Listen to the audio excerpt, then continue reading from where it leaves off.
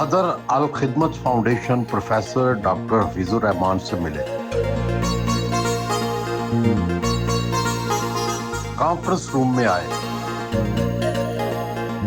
صدر الخدمت فاؤنڈیشن کے حوالے سے بتائیں کہ اب اس کا دائرہ کار کتنا بڑا ہے, کتنا بجٹ ہے, کتنے لوگوں کو آپ کا فائدہ پہنچ رہا ہے؟ وہ الخدمت کا سٹرکچر جو ہے, جس طرح آپ یہاں بیٹھے ہیں تو ہماری سی بی ایم ہے, میں صدر ہوں, 10 نائب صدور ہیں اور 5 اسسٹنٹ سیکرٹریز ہیں, فنانس سیکرٹری, جنرل سیکرٹری اور 10 نیشنل ڈائریکٹرز ہیں. یہ مرکز کی سطح پہ ہیں. اسی طرح 10 ریجنز ہیں, وہاں پر بھی اس طرح کا سٹرکچر موجود ہے. اور 150 شہروں کے اندر ہماری آرگنائزیشن ہے, ان کی بھی دفاتر ہیں, وہاں پر بھی لیڈرشپ ہے. یہ ساری لیڈرشپ جیسے آپ آفس بیئرر کہہ سکتے ہیں, جس طرح میں ہوں, ان کی تعداد 1900 بنتی ہے پورے پاکستان کے اندر.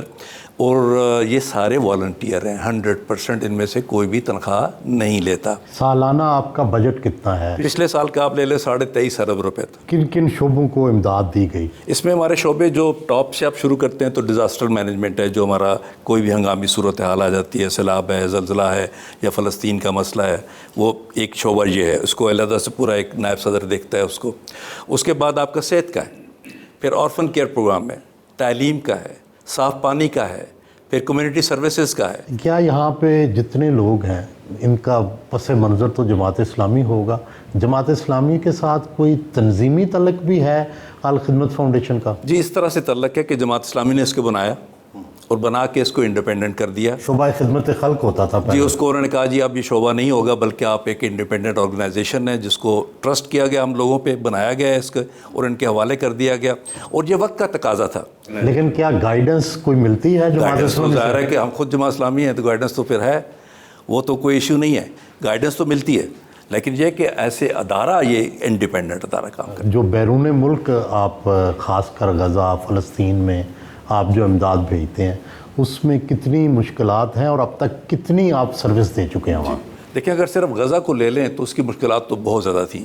خود غزہ کے اندر انٹر ہونا, وہاں چیزیں پہنچانا ایک ایشو تھا. دوسرا یہ کہ پاکستان سے کوئی چیز بھیجنا, اس کے بھی اپنے تقاضے تھے, اور پیسوں کا باہر ٹرانسفر کرنا, اس کے بھی اپنے مسائل تھے. ان سب ایریاز میں ہم نے کام کیا. گورنر اسٹیٹ بینک سے بھی ہمیں ملا, ان سے بھی ہم نے کچھ پرمیشنز لیں, تھوڑی ملی. تو اس کے بعد پھر گورنمنٹ کے تعاون سے ہم اس قابل ہوئے کہ یہاں سے سامان پاکستان سے ڈائریکٹ بھیج سکیں, جو آل عریش جاتا تھا مصر کے اندر اور جارڈن کے اندر, اور وہاں سے پھر ٹرکوں پہ لوڈ ہو کے اندر جاتا تھا. کتنے پیسے کا آپ سامان بھیج چکے؟ 23 جو فلائٹس ہیں, چارٹرڈ فلائٹس ہم پاکستان سے روانہ کر چکے ہیں. 3 سی شپمنٹس کی ہیں. یہ تقریباً 6 ارب روپے کا ہم یہ کام اب تک کر چکے ہیں, اور 2025 میں ہم مزید 15 ارب روپے کا کام کرنے کا ارادہ رکھتے ہیں. شاہ صاحب, یہ فرمائیں کہ آپ تو بہت پرانے شروع سے وابستہ ہیں الخدمت فاؤنڈیشن سے, یہ بتائیں کہ یہ اتنی تیزی سے اس نے ترقی کیسے کر لی؟ الحمدللہ مجھے یہ سعادت حاصل ہے کہ پہلے دن سے الخدمت کے ساتھ وابستہ ہوں, اور میں سمجھتا ہوں اس کی 2 بڑی وجوہات ہیں. ایک تو ہم نے جتنا کام کیا اس کی ایک کوالٹی مینٹین کی, اور دوسرا بڑا حصہ جو جس طرح محترم ڈاکٹر حفیظ صاحب نے فرمایا کہ ہمارے پورے ملک میں جو والنٹیئرز ہمیں میسر آئے, اور انہوں نے پوری ڈیڈیکیشن کے ساتھ کام شروع کیا, اور پھر ہم نے کوئی تفریق نہیں کی. ڈاکٹر صاحب نے فرمایا ہمارا ٹھیک ہے جماعت اسلامی کے ساتھ ایک تعلق ہے, نظریاتی تعلق ہے, لیکن جب ہم خدمت کے کام میں آتے ہیں تو ہمارا اس سے کوئی تعلق نہیں ہوتا کہ وہ کس جماعت سے تعلق رکھتا ہے, وہ ہندو ہے, وہ مسلمان ہے, وہ سکھ ہے, وہ عیسائی ہے. تو جب یہ پوری غیر جانبداری کے ساتھ اور پورا اوپننیس کے ساتھ یہ ہم نے کام کیا, تو الحمدللہ اس پر لوگوں کو بہت اعتماد پیدا ہوا کہ یہ ایک بڑا اچھا کام ہو رہا ہے, اور اس میں ہمارے ساتھ انہوں نے تعاون. پانی کے حوالے سے کیا کیا ہے آپ نے؟ پانی کے تو ہم اس ملک میں آپ سمجھ لیں کہ بانیوں میں سے ہیں جنہوں نے الخدمت نے سب سے پہلے یعنی الخدمت کے قیام سے بھی پہلے ہمارے ایک سابقہ صدر نعمت اللہ خان صاحب مرحوم نے 1997 میں تھرپارکر میں پانی کا کام کا آغاز کیا. کنویں کھودنے, پینے کے پانی کا وہاں بہت بڑا مسئلہ تھا, تو اسی کام کو ہم لے کے آگے چلے. اس کے بعد ہم نے چولستان میں ایک بہت بڑا کام کیا, وہاں پر ڈیپ ڈیزرٹ تک میں جا کر ہم نے. کتنے آپ تک کنویں کھود چکے ہیں؟ کتنے آپ پانی کے جو نظام ہے نئے بنا چکے ہیں؟ ہم اس وقت تک تقریباً 10,000 کے قریب کنویں اور چھوٹے ہینڈ پمپس اور سبمرسیبل پمپس اور سولر سبمرسیبل پمپس جو ہے 10,000 سے زیادہ لگا چکے ہیں. کوئی 500 کے قریب ہمارے جو ہے وہ واٹر فلٹریشن پلانٹ پورے ملک میں جگہ جگہ پر لگائے ہوئے ہیں. آپ اس سے اندازہ لگائیں کہ 19 لیٹر کی جو کمرشل بوتل 200 سے لے کر 300 روپے کی ملتی ہے وہ ہم 25 روپے کی دیتے ہیں تاکہ اس کی کاسٹ جو اس کے اوپر آ رہی ہوتی ہے وہ اس کی مینٹیننس وغیرہ وہ خرچہ بھی نکلتا رہے. یہ پورے ملک میں ہم نے حتیٰ کہ ہم نے مندروں کے اندر بھی ٹھنڈے پانی کے فلٹر شدہ فلٹریشن پلانٹ لگا کے دیے, سکھوں کے بھی اداروں میں لگا کے دیے, اور جہاں پر بھی اگر ہمیں کوئی بھی کمیونٹی ہمیں انوائٹ کرتی ہے ہم جو بھی خدمت ہمارے بس میں ہوتی ہے ہم ان کی ضرور کرتے ہیں. سر یہ فرمائیں کہ صحت بڑا مسئلہ ہے پاکستان کا, تو کتنا بڑا الخدمت نے صحت کا نیٹ ورک بنایا ہے؟ اس وقت پاکستان میں ہمارے 56 ہاسپٹلس ہیں چھوٹے بڑے جن کی کوئی ٹوٹل بیڈ کیپیسٹی 2500 سے زیادہ ہے جو سروسز دے رہے ہیں. اس کے علاوہ لیبس کا بہت بڑا نیٹ ورک ہے, 100-150 کے قریب لیبس ہیں, 350 کے قریب ایمبولینسز ہیں جو نیشنلی اویلیبل ہیں, 15 ہمارے موبائل ہیلتھ یونٹس ہیں جو پاکستان کے دور دراز علاقوں کے اندر خدمات فراہم کر رہے ہیں. اور ہیلتھ کے نیٹ ورک میں ایک چیز میں یہ ضرور کہنا چاہوں گا کہ جو ہماری سروسز ہیں وہ 2 طرح کی ہیں. کچھ سروسز تو بالکل فری ہیں, جس طرح ڈیزاسٹر ہے یا ہمارے موبائل ہیلتھ یونٹس ہیں, یہ بالکل فری سروسز پرووائڈ کرتے ہیں اور all over Pakistan without any discrimination provide کرتے ہیں.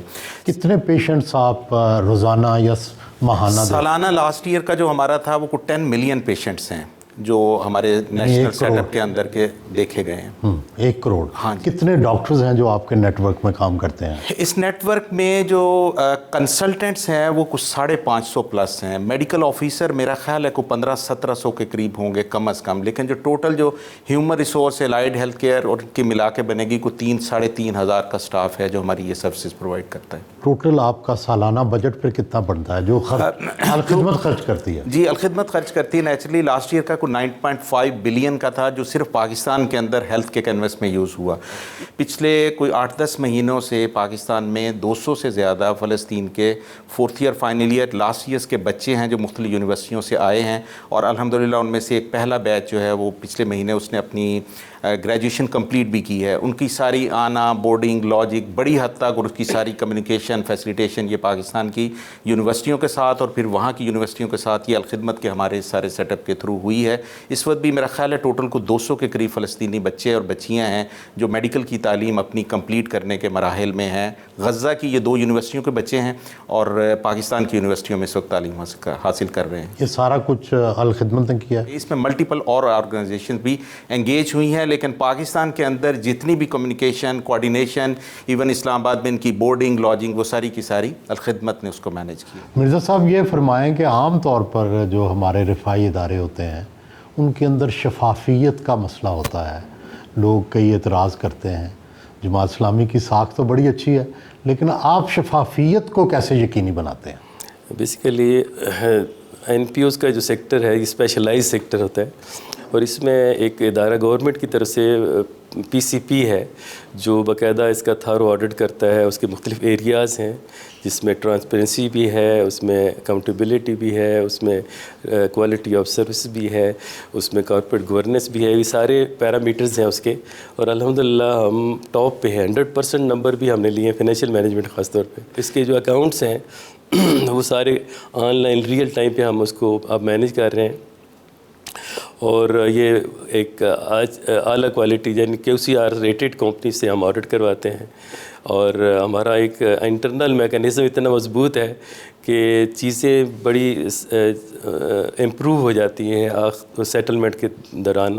یعنی باقاعدہ ہمارا فائنانس ڈپارٹمنٹ بھی 3 حصوں میں ہے, اکاؤنٹیبلٹی اکاؤنٹس کے, پھر فائنانس, پھر ٹریجری, اس کے بعد انٹرنل آڈٹ, اس کے بعد ہمارے بورڈ میں آتی ہیں چیزیں. یہ فرمائیں کہ زیادہ جو ڈونیشنز ہیں بیرون ملک سے آتی ہیں یا اندرون ملک سے, اور کیا پرپورشن ہے؟ شروع میں پچھلے سالوں میں تو بلا شبہ باہر سے زیادہ ڈونیشن تھے, لیکن الحمدللہ پاکستانی قوم نے اعتبار کیا, خاص پہ ابھی فلڈز کے ایریا میں بھی اور ایون ابھی فلسطین میں بھی. کتنے % باہر سے آتی ہے, کتنے %؟ اب تو 60% سے زیادہ جو ہے پاکستان سے ہے, اور 40 جو ہے وہ باہر کہ باہر سے ہے، یعنی اس طرح کوئی اس میں رکاوٹ تو نہیں ہوتی جب باہر سے پیسے آتے ہیں؟ تو آج کل انٹرنیشنل بڑی رکاوٹیں بھی ہیں، آپ کو آتی ہے رکاوٹ؟ رکاوٹیں ہیں بے شک کہ گورنمنٹ کا جو نظام ہے اس کو امپروو ہونے والا ہے.